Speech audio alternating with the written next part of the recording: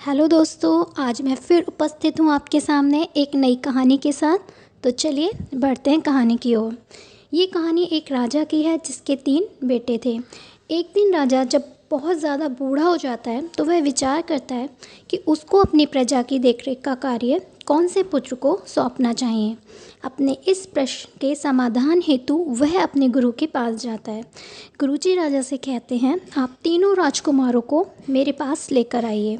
तीनों राजकुमारों के आने के पश्चात गुरुजी उन तीनों को एक एक कबूतर देते हैं और उनसे कहते हैं कि आप तीनों अपने कबूतर लेकर किसी ऐसे स्थान पर जाओ जहां आप जब इनको मारो तो आपको कोई देखे नहीं। अब तीनों राजकुमार अपना अपना कबूतर लेकर चल देते हैं। कुछ समय बाद पहला राजकुमार अपने मृत कबूतर के साथ वहां उपस्थित होता है।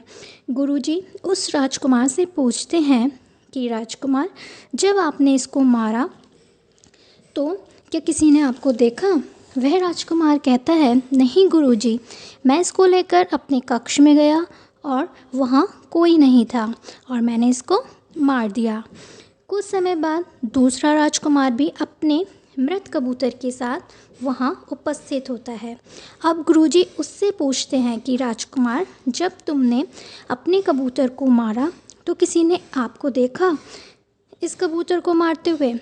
वह राजकुमार बोलता है, नहीं गुरुजी, मैं इसको लेकर बगीचे में गया और मैंने देखा वहाँ कोई नहीं है, बस मैंने इसको वहीं मार दिया।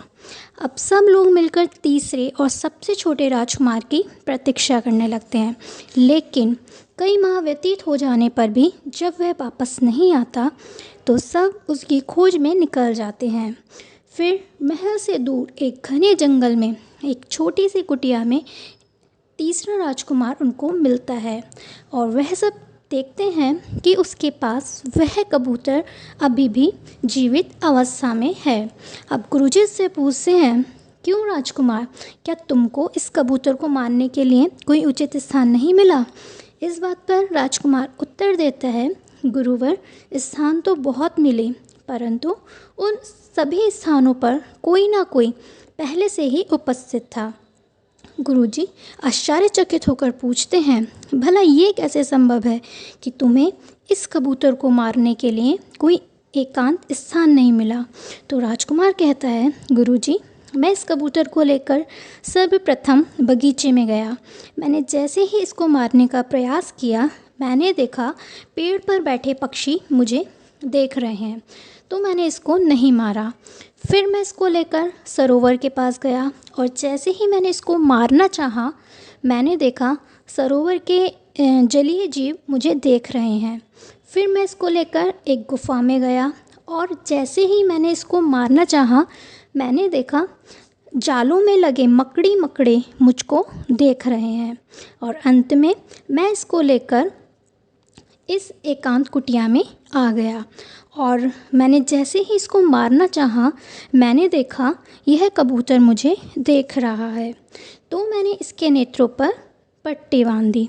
उसके बाद मैंने देखा मेरे स्वयं के नेत्र मुझको यह कृत्य करते हुए देख रहे हैं, तो मैंने अपनी आँखों पर भी पट्टी बांध ली।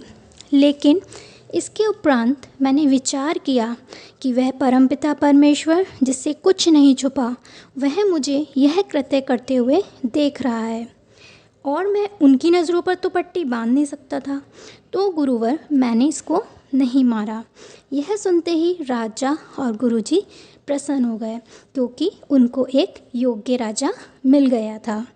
तो प्रिय दोस्तों, इस कहानी से हमें यह शिक्षा मिलती है कि हम सदैव भगवान की नज़रों में रहते हैं, इसलिए हमें अपना प्रत्येक कार्य बहुत ही सोच समझकर करना चाहिए।